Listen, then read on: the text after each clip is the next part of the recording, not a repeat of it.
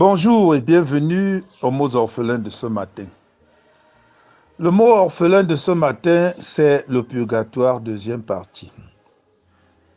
Allez donc dans la Bible, faites vos recherches. Vous ne trouverez purgatoire à aucune page de la Bible. D'où vient donc le mot purgatoire? Alors, la doctrine du purgatoire est dénuée de toute logique dans tous ses aspects. Sa définition même témoigne que le purgatoire n'existe pas.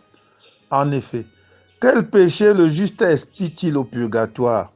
Dans son livre intitulé « Un mois avec nos amis les âmes du purgatoire », les connaître, les prier, les délivrer, l'abbé Berlioz utilise régulièrement les termes ci-après « âmes bénies »,« saintes âmes du purgatoire »,« pauvres paralytiques du purgatoire »,« âmes captives »,« église souffrante », etc. Termes qui, à eux seuls, sont d'une contradiction claire. Un saint n'est pas un paralytique. L'on ne peut pas être en même temps saint, béni et pauvre paralytique ou captif.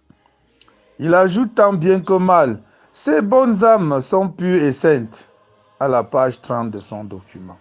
Si donc elles sont pures, que cherchent-elles au purgatoire, dans ce lieu d'expiation?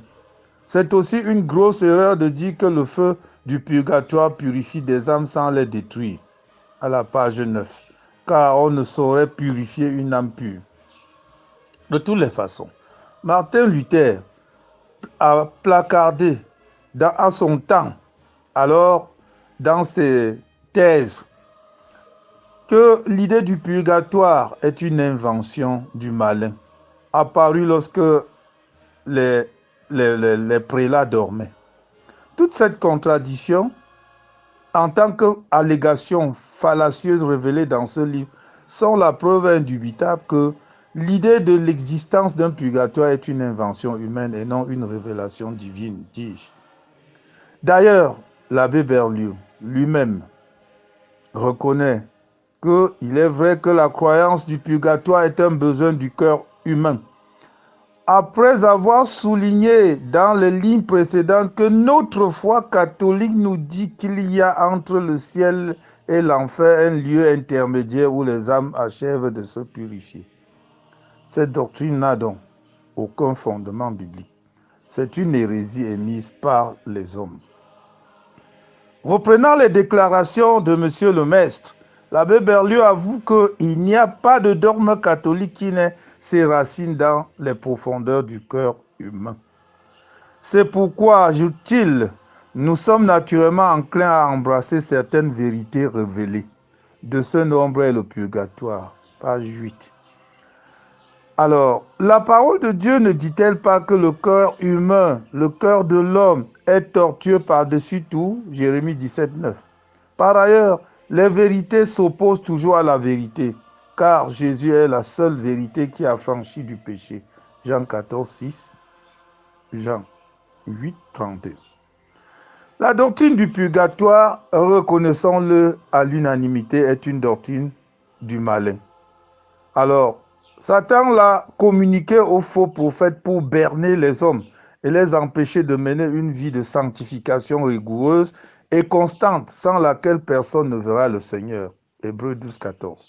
La parole de Dieu dit qu'il est réservé aux hommes de mourir une seule fois, après quoi vient le jugement. La purification n'a pas lieu après la mort. Elle se passe bien avant, de son vivant. S'il fallait que les saints passent par le purgatoire pour achever leur purification avant d'accéder au ciel, que feraient les saints vivants au jour de l'enlèvement?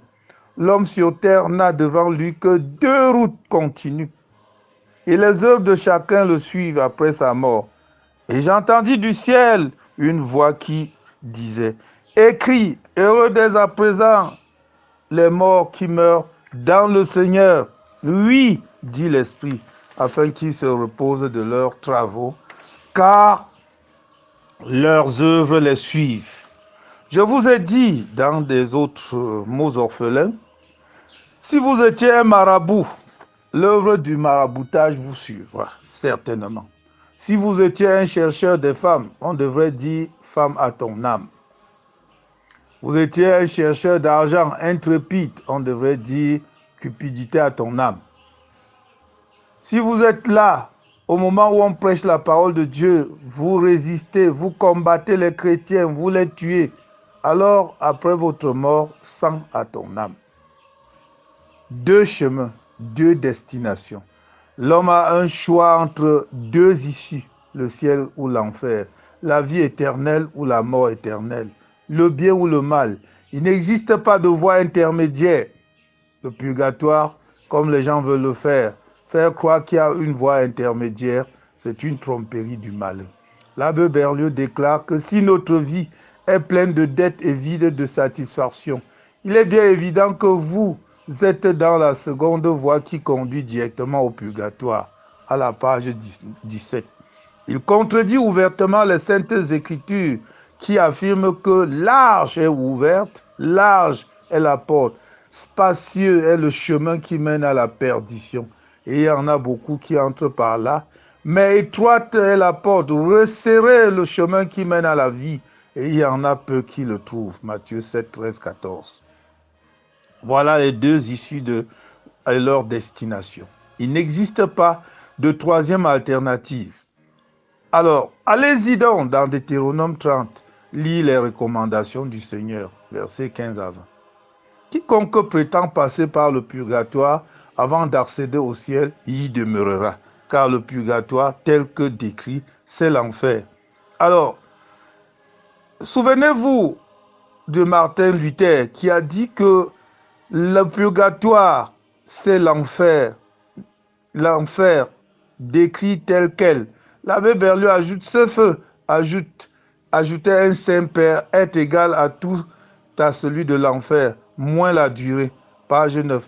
La mort éternelle se manifeste par une souffrance aiguë et perpétuelle dans les temps ardents de feu et de soufre. Jésus-Christ dit à ce sujet qu'il n'est pas recommandable d'être jeté dans la Géhenne, où leur ver ne meurt point, où le feu ne s'éteint point, car tout homme sera salé de feu. Marc 9, 47 à 49. Ne vous y trompez pas, mes bien-aimés. Les Écritures disent avec lucidité que le salaire du péché, c'est la mort. À aucun endroit on a dit le salaire du péché, c'est le purgatoire. Quel qu'il soit, grand ou petit, véniel ou criminel, tout péché mène à la mort, à la souffrance éternelle dans la géhenne, où il y aura des pleurs et des grincements de dents. Matthieu 22, 13. Ceux qui sont disciples de Christ iront tout droit là où est leur maître. Jésus n'est pas passé par un quelconque purgatoire avant d'aller au ciel. Il est évident que tous ceux qui hériteront le royaume des cieux passeront de la mort à la vie. Jean 14, 2, 3. Tromperie mortelle des faux prédicateurs, purgatoire. Ne te laisse plus tromper par des doctrines mensongères qui font croire qu'on peut aller au ciel par l'appartenance à une église, la prière pour un mort ou le passage par un lieu de purification appelé purgatoire. Les faux prédicateurs ont relégué le salut des âmes au dernier plan au profit de l'amour de l'argent. Ils promettent le ciel même au pire des méchants après sa mort contre une chèvre, un whisky, une enveloppe et le recommandant avec grande instance à Dieu. Que ceci soit clair pour tous. La prière de tous les pasteurs réunis du monde entier ne pourrait jamais justifier le méchant après sa mort. De pareilles prières sont vaines. L'argent a envoûté certainement ces faux prédicateurs de la grande prostituée, de l'église apostate. Alors, tenez par exemple un chrétien rétrograde. Il regarde la paroisse après plusieurs années de désertion et de vie de débauche. La seule chose qui lui est redemandée, c'est de s'acquitter intégralement de ces derniers de culte et de ses arriérés des contributions. C'est tout. Dès qu'il meurt, on prie pour l'envoyer au ciel, passant par le purgatoire. C'est cruel. Arrêtons de tromper nos bien-aimés. Il faut le répéter, il n'est pas bon de tromper les hommes en ce qui concerne le salut de leurs âmes. Les prières mystérieuses que fait l'officiant X, le pasteur X, après la mort d'un homme pour l'envoyer au ciel, ne sont qu'une fourberie démoniaque. Ces prières, ces eaux bénites aspergées sur le cercueil, Ces encens brûlés et répandus autour du cercueil n'ont aucune efficacité. C'est l'incantation démoniaque, c'est de l'inutilité. La mort qui suit inexorablement le chemin, le mort suit inexorablement le chemin qu'il avait emprunté ici-bas de son vivant. Toutes les messes de requiem sont une ruse pour escroquer de l'argent. C'est par esprit de cupidité et d'égoïsme que les chefs religieux ont eu à imposer l'idée d'un purgatoire, bernant les esprits naïfs que leurs péchés leur seront pardonnés après la mort. C'est de son vivant que chacun peut se convertir pour être sauvé. Acte 3, 19. Ézéchiel 18, 30 à 32. Pour avoir la vie éternelle auprès de Dieu, il faut passer par la nouvelle naissance, Jean 3, 3, qui s'opère ici sur terre et non au purgatoire. Il n'y a pas de conversion ni de lieu de purification avec la mort, après la mort. Aucun changement n'est possible. Après la mort vient le jugement. Hébreux 9, 27. Le temps favorable pour chaque homme de se racheter par la repentance, la conversion, la foi en Christ, c'est pendant qu'il est encore vivant et non après la mort.